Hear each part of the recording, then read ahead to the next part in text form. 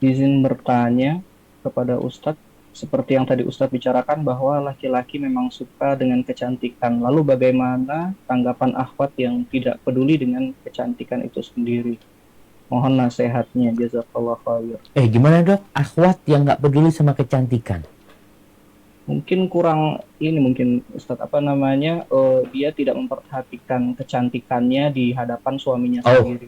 Mungkin seperti itu nah, Ustadz. Ya. Masya Allah. Siap. Ya, jemaah rahimakumullah. Para wanita harus paham, para istri itu harus paham. Perempuan itu adalah makhluk yang indah. Sehingga diperintahkan untuk pakai jilbab, untuk menutup dirinya. Lalu laki-laki ini diperintahkan untuk menundukkan pandangan. Di luar sana, banyak godaan-godaan. Bahkan tidak ada fitnah yang lebih besar buat kaum laki-laki lebih daripada para wanita. Nah, para istri ini, agar dia menjadi istri yang soleha, Nabi SAW pernah ditanya, Man khairun nisa? Siapakah wanita yang paling baik? Siapa sih wanita yang paling baik? Mungkin manusia punya banyak standar untuk menilai wanita yang paling baik.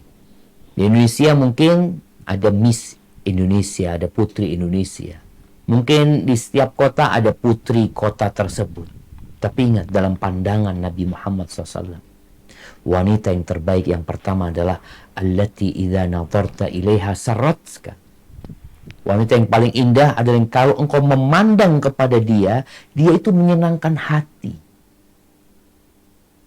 Menyejukkan hati suami. Para ulama menyebutkan, berarti wanita ini cantik. Wanita ini punya dua kriteria.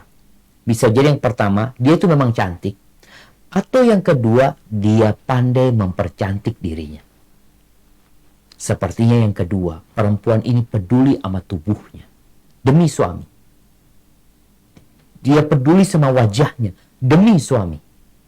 Maka dia berolahraga ya. Dia, karena banyak perempuan di masa sekarang, Masya Allah, waktu awal nikah 48 ya. Allahu Akbar. Setelah nikah berapa tahun jadi 84. Allah. Jadi suami kalau ngeliat istrinya, ini istrinya siapa? Ya kata dia, istrinya dia. Sehingga dia kalau ingat yang lalu sama sekarang, ada banyak perubahan di diri istri. Kemudian banyak perempuan yang tadi ya nggak peduli sama kecantikan dia. Suami datang, dia pakai baju yang tidak menarik ya, dengan aroma. Ya aroma tubuhnya juga seperti itu.